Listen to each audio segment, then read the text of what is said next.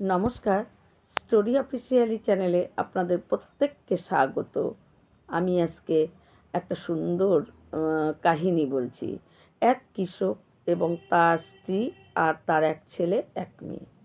তাদের কৃষকের অবস্থা আর কতটা ভালো হতে পারে, অবস্থা সেরকম নেই। যাই হোক, জমিতে খেটে টেটে কোনো রকমে তাদের এই চারটা পেট কোনো রকমে চলে। তাই ওই কৃষকের সঙ্গে কৃষকের স্ত্রী তারা দুজনেই মাঠে কাজ করত, আর বাচ্চা দুটা তাদেরকে বাড়িতে রেখে যেত, একটু কিছু খাওয়ার টাওয়ার তৈরি করে রেখে তাদেরকে রেখে যেত। একদিন সেই বাচ্চা দুটা তাদের বলে যে মা, আজকে আমরাও তোমাদের সঙ্গে মাঠে যাব। তা প্রথমে তারা না করে যে মাঠে যাবি, সারাদিন রোদ, এর মধ্যে থাকলে শরীর খারাপ হবে। কিন্তু তারা যখন আরও মানে জোর করে, তখন তারা কি করে, কৃষক আর তার স্ত্রী ওই বাচ্চা দুটোকে নিয়ে যায়, তাদের এক ছেলে এক মেয়ে, তাদেরকে নিয়ে মাঠে যায়। তারা দুজনেই মাঠে কাজ করে, আর বাচ্চা দুটো ওই ক্ষেতের পাশেই এক কোণায় বসে তারা খেলছিল। কিন্তু এমন সময় এক সাপ একটা সাপ এসে তার ওই কৃষকের পুত্রকে, মানে ছেলেকে কামড় দেয়, এবং সাপের কামড়ে সে বেহুশ হয়ে পড়ে, এবং তার বোন চিৎকার করতে থাকে যে ভাইকে সাপে কামড় দিয়েছে, সাপে কামড় দিয়েছে বলে চিৎকার করতে থাকে। আর কৃষকের স্ত্রী মাঠ থেকে দৌড়ে সেখানে চলে আসে। এসে তারা হাহাকার করতে থাকে যে এখন কি করব, ছেলে এদিকে অচেতন হয়ে পড়ে আছে। আশেপাশে কোনো বদ্যি ওঝা কিছুই তাদের চেনা জানার জায়গাও নেই, বা কেউ করে নাকি তাও তারা জানে না। তারা মানে হা হুতাশ করা ছাড়া তাদের আর কোনো কিছু পরিস্থিতি নেই। তারা অঝরে কাঁদছে। তখন সেই পথ দিয়েই একটা ওঝা যাচ্ছিল। ওঝাটা তখন তাকে বলে যে কী হয়েছে? বলে যে আমার ছেলেকে সাপে কামড় দিয়েছে। তখন বলে যে তোমরা সরো, আমি দেখছি। সেই ওঝা তার নিজের যেরকমভাবে কৌশলে বিষ তার শরীর থেকে বের করে, এবং অনেক জড়িবুটি সে ঘষে টষে, পাতা টাতা ঘষে তার থলিতে ছিল ওগুলো দিয়ে তার সেই জায়গায় লাগিয়ে দেয়, এবং কিছু ওষুধ ওই কৃষকের হাতে দেয়, বলে যে আরও 4-5 দিন এই ওষুধটা তুমি ওকে খাওয়াবে, ও সুস্থ হয়ে যাবে, তোমাদের আর কাঁদতে হবে না, চিন্তা নেই। তারপরে সেই ওঝা চলে যায়, কিন্তু তারপরে দেখে তাদের ছেলে আবার আস্তে আস্তে জ্ঞান পায় এবং উঠে বসে, এবং তারা তখন ছেলে মেয়ে সবাইকে নিয়ে তারা বাড়ি চলে আসে। এইরকমই। কিন্তু ওই কৃষকের নিত্য নিয়ম ছিল, সে শিবকে খুব ভালোবাসত। প্রতিদিন খেতে যাওয়ার সময় শিবের এক মন্দিরে কী করতো, শিবের মাথায় একটু জল দিয়ে তারপরে সে খেতে আসতো।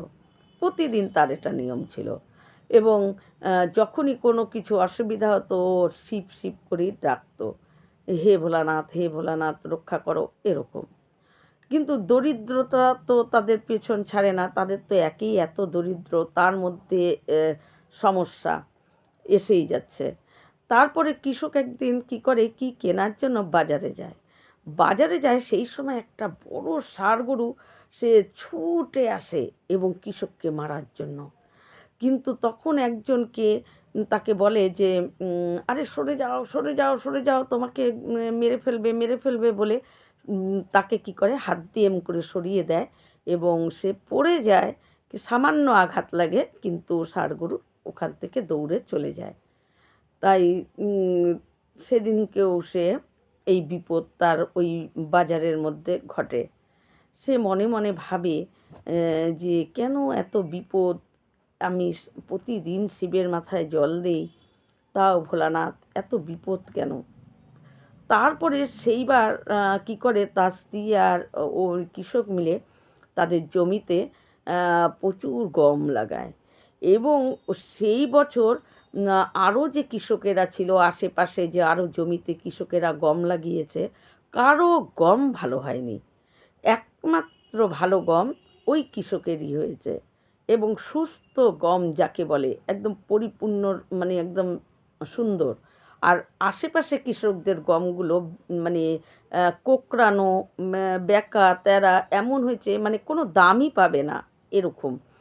আর ওর এই কৃষকের ক্ষেতে এত ভালো গম হয়েছে, কৃষক মনে মনে খুব আনন্দ পায় যে এইবার এত গম হয়েছে আর এত ভালো গম হয়েছে, এই গম যখন আমি ভালো দাম পাবো, আর এইবার হয়তো আমাদের কিছুটা দরিদ্রতা দূর হবে। কৃষক এই খুশিতে সে ছিল। তারপর যখন গমগুলোকে তোলার টাইম হয়, তখন কি করে, একদিন তার স্ত্রী আর ওই কৃষক মিলে সারাদিন ধরে গম কাটে। মানে গম গাছগুলোকে কেটে কেটে, মানে গমগুলোকে নেবে, কাটে। সারাদিন কাটতে কাটতে সন্ধ্যা হয়ে যায়, অন্ধকার হয়ে যায়, সমস্ত জমিতে ওই কাটা গম পড়ে আছে। তখন যখন সন্ধ্যা গড়ে অন্ধকার হয়ে যায় মাঠে, তখন ওই কৃষক তার স্ত্রীকে বলে যে তুমি বাড়ি যাও, বাচ্চা দুটো একা আছে, তুমি বাড়ি যাও, আমি আজকে আর বাড়ি যাব না। আমি এই কাটা গম ছেড়ে যদি আমি বাড়ি যাই তাহলে এই গম চুরি হয়ে যাবে, তাই আমি এখানেই রাতটা থাকবো, তুমি বাড়ি চলে যাও।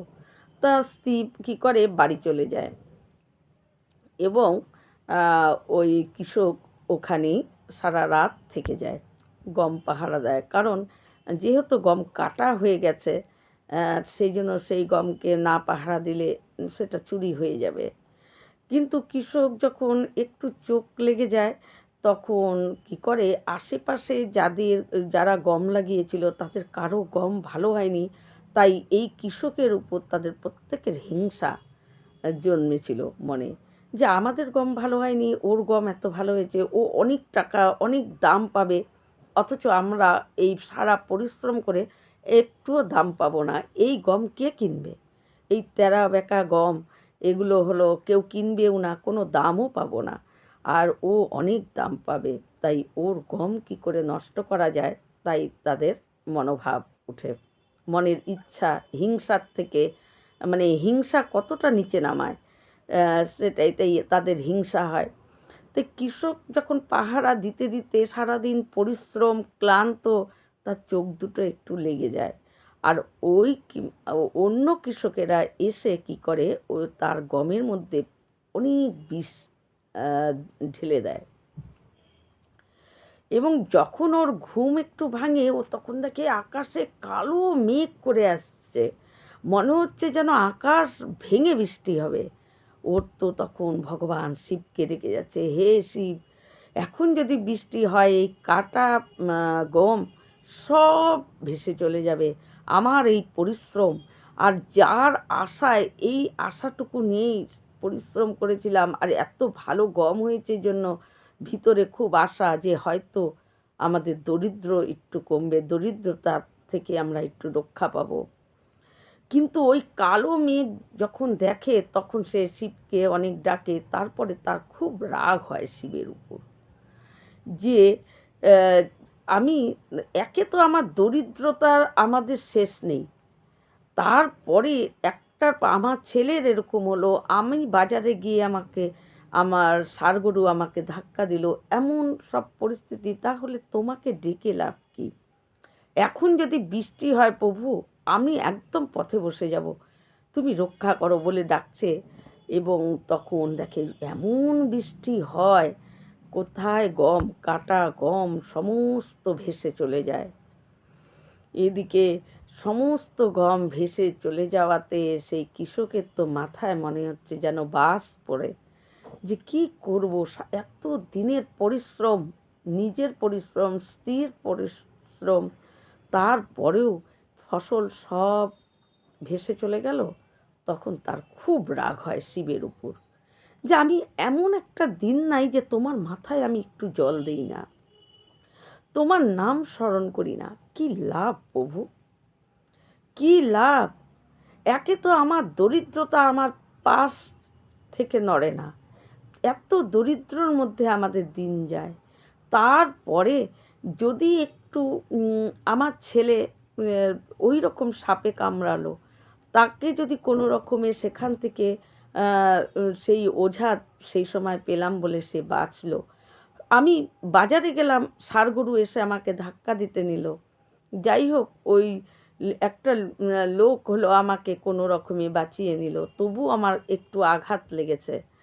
তারপরে ওগুলোতেও আমি মনে কিছু করিনি প্রভু। কিন্তু আমার সর্ব আশা ছিল এই ফসলের উপর। সেই ফসল যে এইভাবে নষ্ট হবে আমি তো ভাবতে পারিনি প্রভু। তুমি কি রক্ষা করতে পারতে না? বৃষ্টিটা না আসালে কি তুমি পারতে না? তুমি পরে আসাতে, বৃষ্টি পরে আসতো। তুমি তো সব পারো। তাহলে তুমি এরকমটা করলে কেন? তোমাকে আমার ডেকে কি লাভ? শিবের উপর খুব রাগ হয়ে যায় সেই কৃষক। তারপর পরের দিন সে মনের দুঃখে যেতে যেতে শিব মন্দির পড়ে, সেই শিব মন্দিরে ঢুকে দেখে কেউ নাই মন্দিরে। সে ঢুকে শিবের উপর খুব রাগ দেখায় যে তোমাকে ডেকে লাভ কি? যদি একে তো আমি এত দরিদ্রর মধ্যে আমাদের দিন কাটে, তারপরে একটাই আশা ছিল যে এই ফসল এবার আমি ভালো দাম পাবো, সেই ফসলও নষ্ট হয়ে গেল। তাহলে তোমার মাথায় জল দেবই বা কেন, আর তোমাকে ডাকবই কেন? শিবের উপর যখন রাগ হয়ে যায় এবং শিবকে নানান কথা বলতে থাকে, শিব তখন কি করে, ওই মন্দিরের শিব নিজে প্রকট হয়ে যায়, হয়ে বলে যে কি হয়েছে, এত রাগ কেন? তখন বলে যে প্রভু, আমি রাগ তোমার উপর করতাম না প্রভু। আমি তোমাকে ডাকি, তোমার মাথায় তুমি তো জানো আমার সামর্থ্য, জল ছাড়া আমি তোমাকে কিছু দিতে পারি না। তাই প্রতিদিন নিয়ম করে তোমার মাথায় জল দিয়ে আমি খেতে কাজ করতে যাই।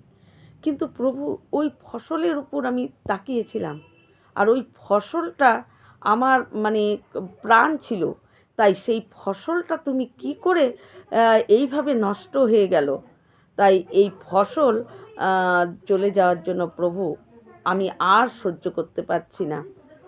এই বলে তখন শিব বলে যে দেখো, তোমার এত পরিস্থিতি এসেছে যে খারাপ, সমস্ত পরিস্থিতিতে আমি কিন্তু তোমাকে রক্ষা করেছি।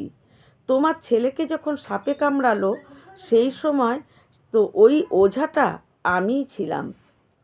তোমাকে যখন ষাঁড়গরু তোমাকে মারতে আসছিল, তো মৃত্যু কিন্তু তোমার সেদিনই লেখা ছিল। কিন্তু আমি কোনো সময়ের জন্য তোমার সাথ ছাড়িনি, তোমার সাথেই আমি ছিলাম। তাই ওই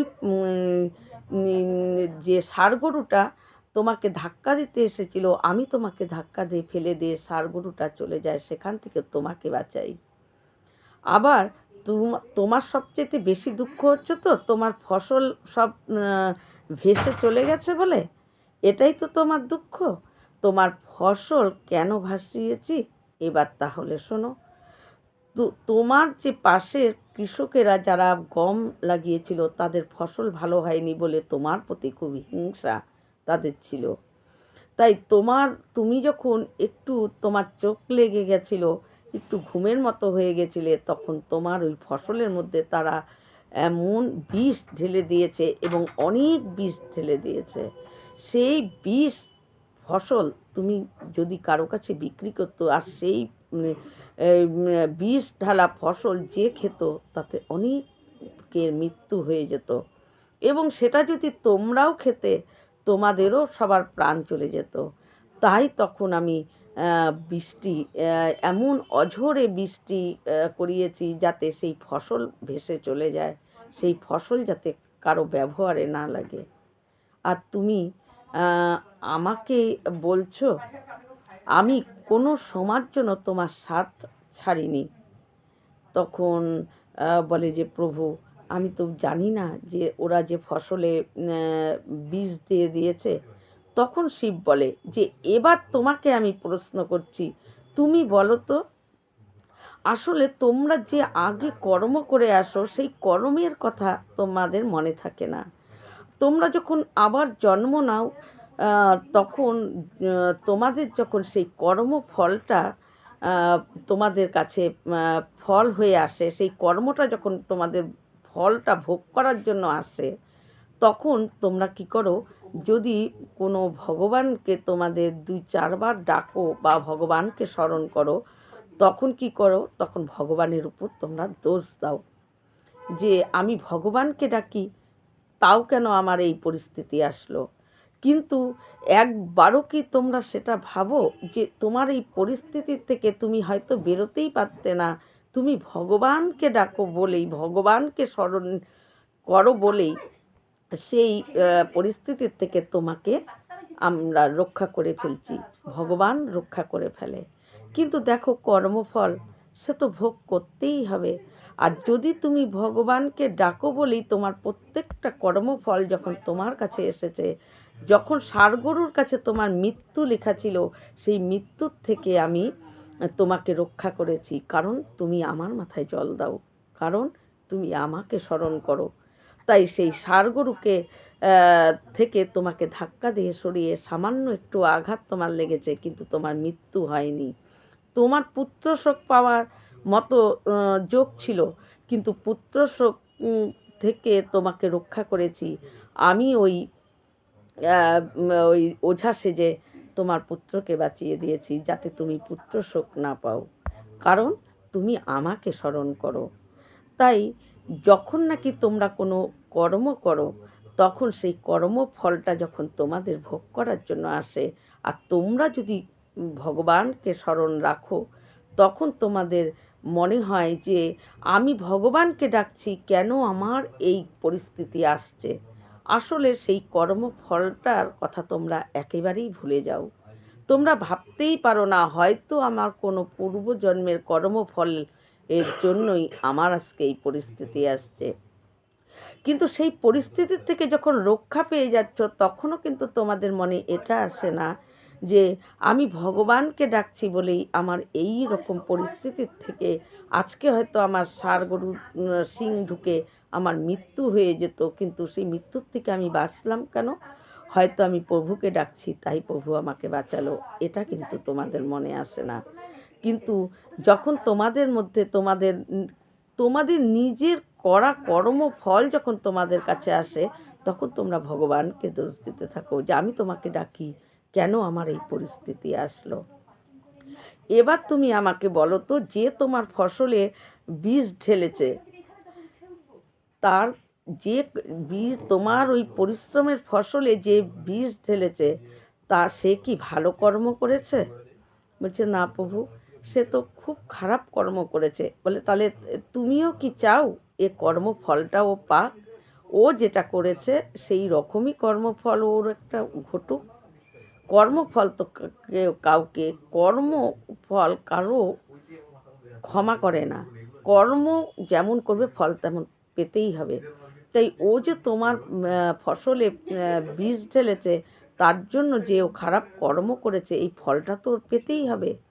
কিন্তু ও যে এখন বীজ ঢেলেছে, হয়তো এই জন্মে ওর এই ফলটা পেল না, ও যখন পূর্বে আবার জন্ম নেবে, এই জীবন ত্যাগ করে যখন ও আবার জন্ম নেবে, তখন এই বীজ ঢালার কর্মফলটা যখন ওর কাছে আসবে, আর তখন যদি সেই জন্মে যদি ও কোনো ভগবানকে স্মরণ করে, হয়তো সেই কর্মফলটার থেকে ভগবানকে স্মরণ করলে তাকে বাঁচিয়ে দিবে, কিন্তু কর্মফলটা তো তার আসবেই।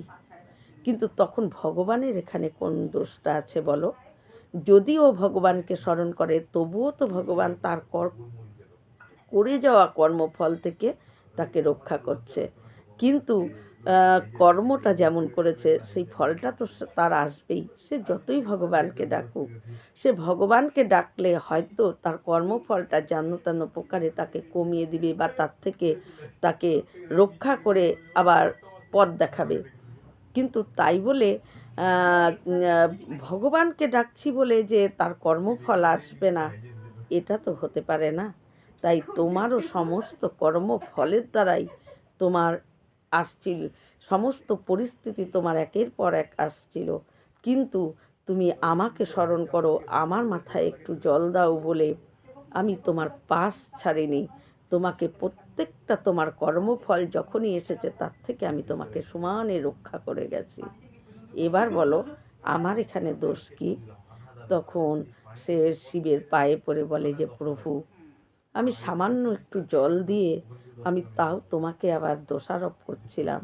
হে প্রভু, আমি তো মানুষ, অজ্ঞান মানুষ, আপনি আমার দোষ নেবেন না। আমি এখন বুঝতে পারলাম আপনার মুখ থেকে সব কথা শুনে, তাই আমার কোনো অপরাধ আপনি নেবেন না। আমি সম্পূর্ণ বুঝতে পারলাম যে আপনাদেরকে যদি প্রভুকে স্মরণ করা যায়, প্রভু প্রত্যেকটা সময় তার পাশে থাকে এবং যেমন করে হোক তাকে রক্ষা করে।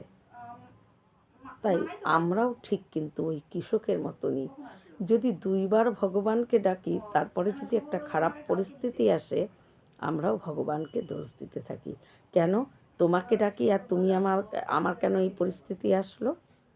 আসলে সেটা না, কর্মফলটা আসবেই, কিন্তু ভগবানকে স্মরণ রাখি বলে হয়তো ভগবান সেখান থেকে আমাদেরকে মানে পরিস্থিতি থেকে যাতে আমরা বেরিয়ে যেতে পারি সেই ব্যবস্থাটা করে রাখে। এই রকম ভিডিও পাওয়ার জন্য আমার চ্যানেলটিকে সাবস্ক্রাইব করবেন। নমস্কার।